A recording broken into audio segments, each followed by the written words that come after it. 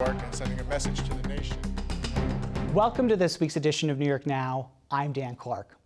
Republicans rallied across the country this week to support President Donald Trump in his re-election bid.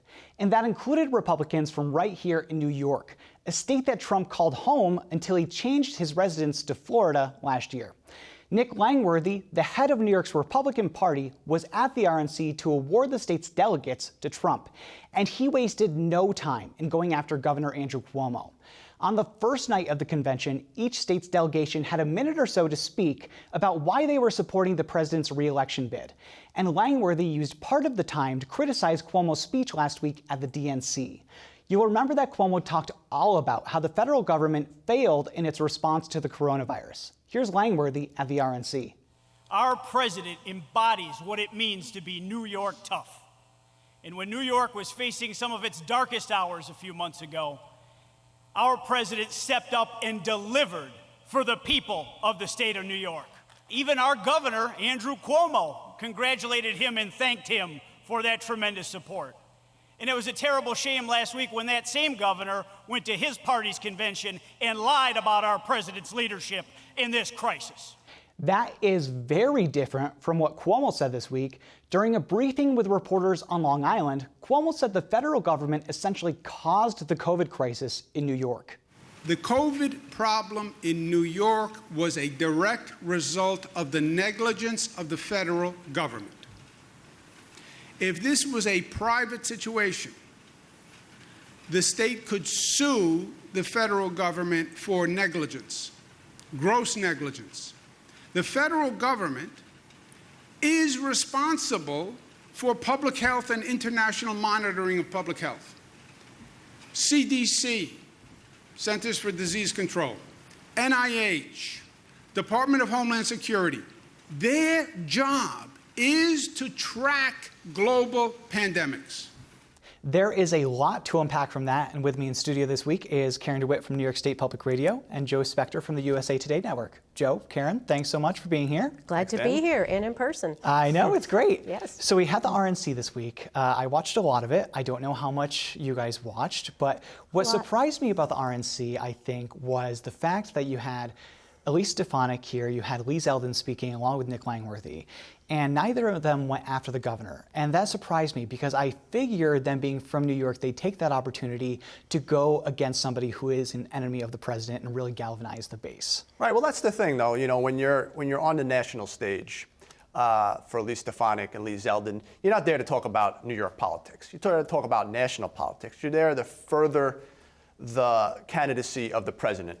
And in this case, President Trump, who you saw them both talk very, glowingly about the need to have him in a second term, knocking Democrats for being critical of him. You can go down the list of those issues. But nonetheless, you saw Nick Langworthy, though, his role is different, right? He's the state GOP chairman, so he has to talk about New York politics to some extent, and also obviously promote the president as well. But for them, their focus is national politics and also getting their name out as they both seek re-election. Yeah, I agree. The RNC, it's the Donald Trump show. It's about Donald Trump furthering his narrative.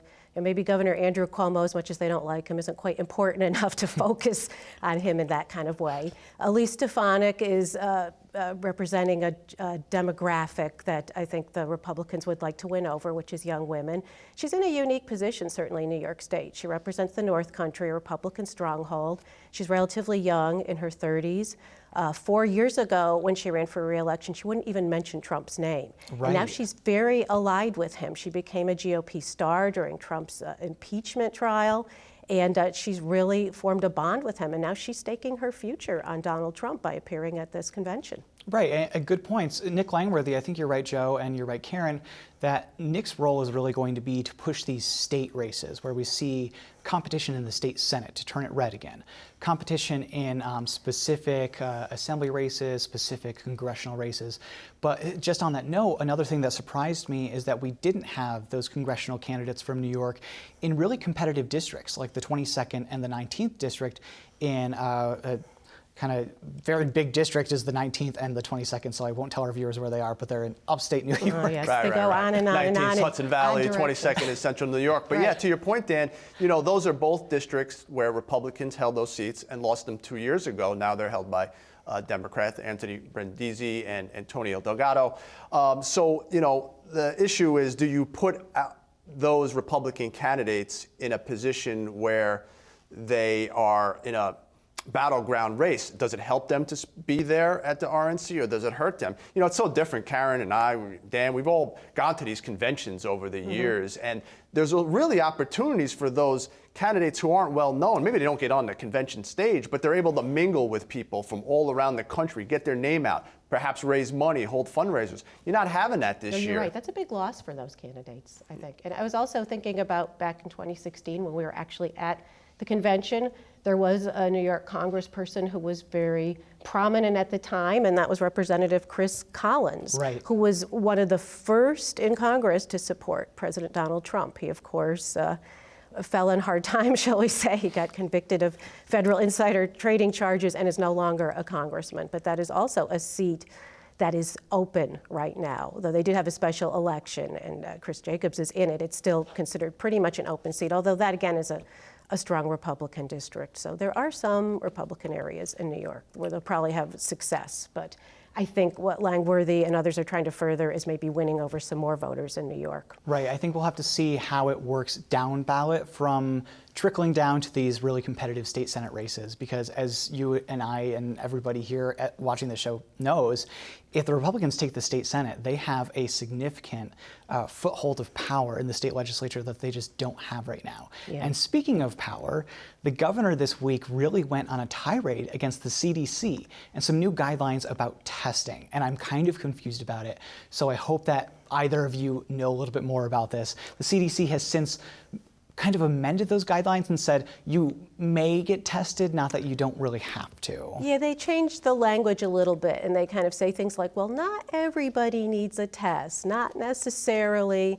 Only if you've been closer than 6 feet for more than 15 minutes with someone who was found to be COVID positive. And it used to say, if you even suspect that might have happened, you better go get a test because somebody can be asymptomatic and be sharing the virus. So the end result, if people follow this, will be fewer tests. And President Donald Trump has said a number of times he wants fewer tests. So Governor Cuomo was quick to pick up on that and say, I think this is all political and it's not about health and it's not about science. Yeah, the other piece of that is quarantine.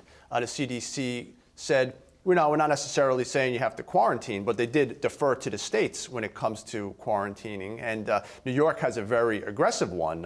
33, 34 states, depending on the week, have to quarantine for 14 days when they visit. They're testing people at the border. They have roadblocks up, border, checkpoints. So, but Governor Cuomo said, no, we're still going to move forward with our quarantine. It was critical of any efforts to scale that back. Also, the fact that this happened right before the RNC started to meet has made a lot of people suspicious. And also, on a side note, that apparently Dr. Anthony Fauci was under general anesthesia when they made these changes. He was having surgery for his vocal cords. Yeah, Cuomo would be quipped today of something that if he'd have to be under general anesthesia to agree to these CDC guidelines. That was his line. It's interesting to me because the governor seems to be hot and cold with the CDC.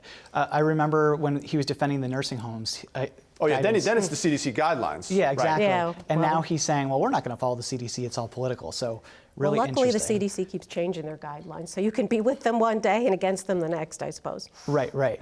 So next in our show is an interview that you have, Karen, with Lieutenant Governor Kathy Hochul. You spoke to her about childcare, which is this perennial issue, pandemic or not. People have problems with childcare, and it especially affects low-income people.